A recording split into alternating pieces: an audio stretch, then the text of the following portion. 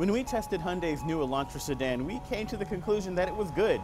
Actually, almost better than the Civic good. So Hyundai's taken an if it ain't broke, don't fix it sort of approach to the new Hyundai Elantra sedan. Let's hop in this 2013 model and check the tech.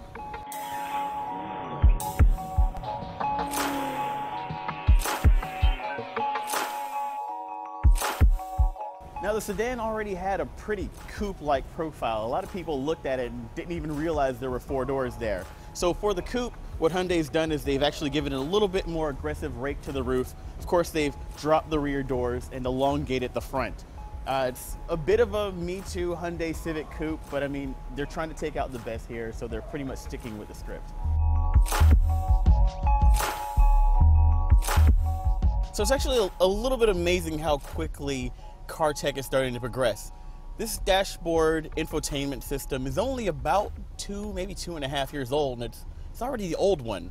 This is the same navigation system that we saw debut in the Elantra sedan a couple of years ago, but it's not Hyundai's newest system that has the new BlueLink infotainment, connectivity, and telematics system. Now down here at the bottom of the center console, we've got your sort of standard Hyundai USB auxiliary input combo down there. And to connect an iPod, you're going to get a $30 cable that's going to bridge both of those connections into a dot connector. Now that 30-pin dot connector is definitely not iPhone 5 friendly, so you're probably out of luck if you've recently upgraded your phone.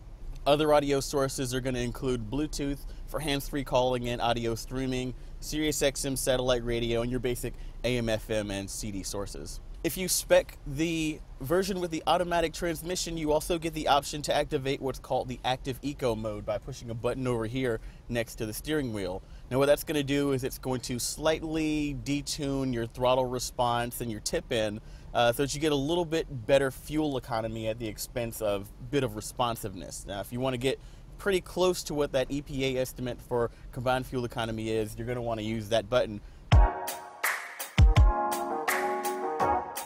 Now under the hood, you're going to find Hyundai's 1.8-liter 4-cylinder engine. Now this small engine places an emphasis on fuel economy, not power. You're looking at about 148 horsepower, 131 pound-feet of torque. Now you can get the Elantra Coupe with a 6-speed manual transmission, and your fuel economy will be 28 in the city, 38 on the highway, and 32 combined. At least that's what the EPA tells you. We've never actually gotten anywhere close to Hyundai's quoted numbers. They must be really good at gaming the system.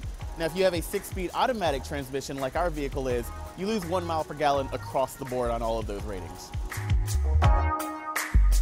Now, I don't know what sport Hyundai is talking about when they mention the sport tune suspension in this vehicle, but it surely ain't racing because it's just not very sporty at all. It's pretty soft.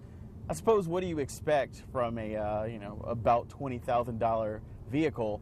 And of course, also as you'd expect from the 1.8 liter engine without a tremendous amount of power, you don't get a lot of grunt from a go. The 6-speed automatic transmission also isn't really helping here, but I mean, I've had a hard time keeping up with our camera van for this shoot. It's just that little amount of power.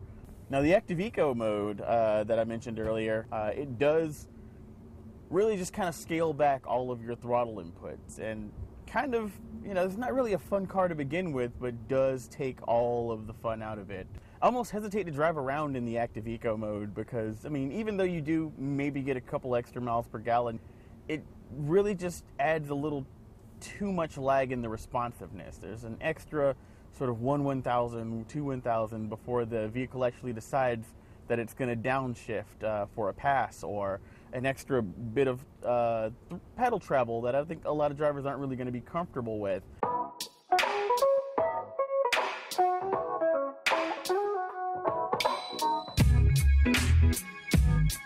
The 2013 Hyundai Elantra Coupe starts at $17,445. Now that's for the base GS model with the manual transmission. But to even get the option to add any tech to this car, you're going to want to step up to the SE model and then again to the 6-speed automatic transmission for $20,745.